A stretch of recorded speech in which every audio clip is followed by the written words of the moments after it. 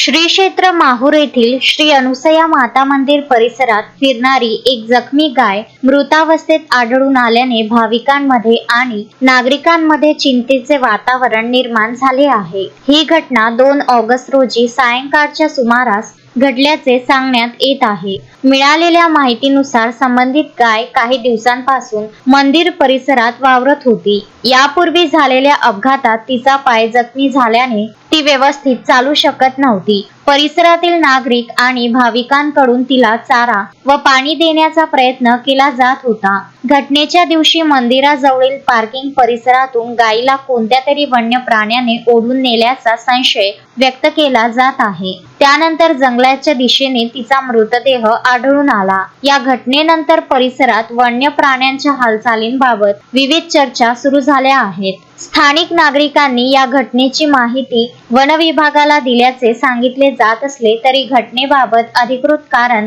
स्पष्ट झालेले नाही। त्यामुळे वन विभागाच्या तपासानंतरच गायीच्या मृत्यूचे नेमके कारण स्पष्ट होणार आहे। दरम्यान श्री क्षेत्र माहूर येथे दररोज हजारो भाविक दर्शनासाठी येत असल्याने मंदिर परिसरात वन्य प्राण्यांच्या संभाव्य हालचालींबाबत आवश्यक खबरदारी घेण्याची मागणी नागरिकांकडून होत आहे। तसेच वन विभागाने परिसरात नियमित गस्त वाढवून भाविकांच्या सुरक्षिततेसाठी योग्य उपाययोजना कराव्यात अशी मागणीही पुढे येत आहे। संजय घोगरे, विदर्भ न्यूज, माहूर।